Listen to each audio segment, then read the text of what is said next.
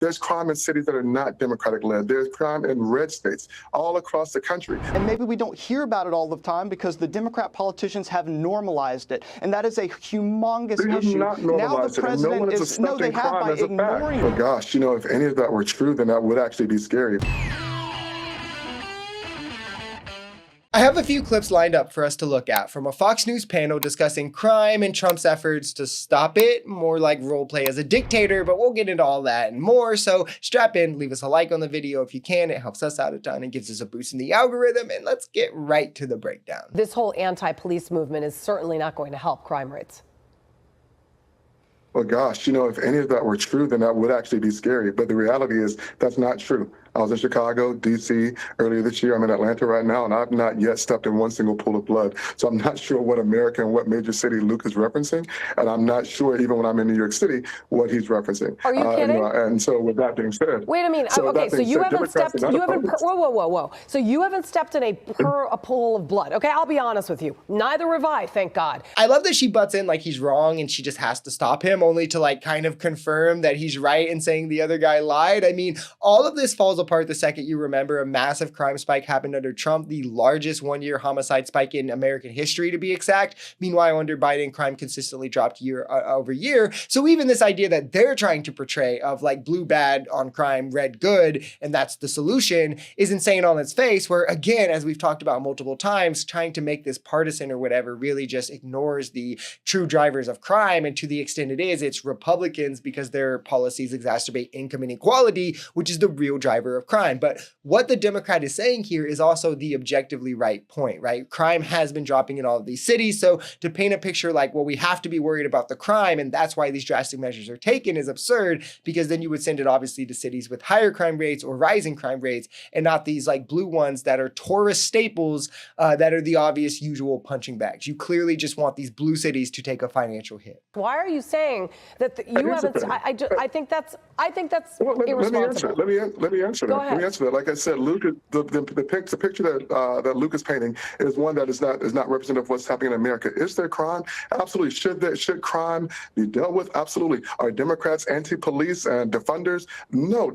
Brandon Johnson's not a defunder. Karen Bass is not a defunder. Andre Dickens in Atlanta is not a defunder. But the reality and where Democrats have a problem is that we're not actually taking into account what's happening when we talk about what the administration is doing. Thank you for intervening. Thank you for being about solving crime. But guess what? There's crime in cities that are not Democratic-led. There's crime in red states all across the country. But we don't see this administration talking about going into Boise, Idaho, or going to other places like that. He's only talking about Democratic-led cities. And lest we be confused about his point, he has actually said that he wants to go into Democratic cities. Exactly correct. And I think as the left, we should stop playing the game like we have to beat around the bush on not saying outright that Trump is clearly obsessed with revenge and going after his political opponents. They were doing the accusation as a confession thing, and we should all just come to terms with that. We know this now, right? And we know he's extending that to these ICE raids, the National Guard mobilizations, and more. Again, I've kind of painted my theory as I think he wants to hinder like the tourism in these states where they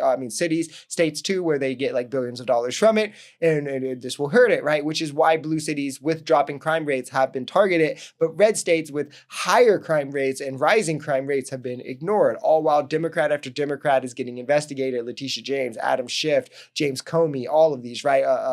The Clintons, Obama, he's called for detained or more, right? We've had senators be detained, the guy who was like thrown to the floor at the Kristi Noem hearing. But yeah, guys, it's all on the up and up. It's a coincidence that like dozens of Democrats are being investigated and only Democrats and all of that can be trusted. But what happened to Trump is the true corruption. I mean, it's pure insanity. And I hate that he's using real issues that should be addressed as the cudgel to justify political warfare, because that just gets us further away from ever having real conversations on it. And maybe we don't hear about it all the time because the Democrat politicians have normalized it, and that is a humongous issue. Not now the president they have by ignoring it, Fred. They have normalized it by ignoring it and not doing anything. And now that this president has taken action to do something, you guys are not paying attention to it. Fred? You're mixing partisanship and policing, and those two should not go together. If we're going to be about keeping America safe, which we should be, then let's do that wherever the crime happens to be.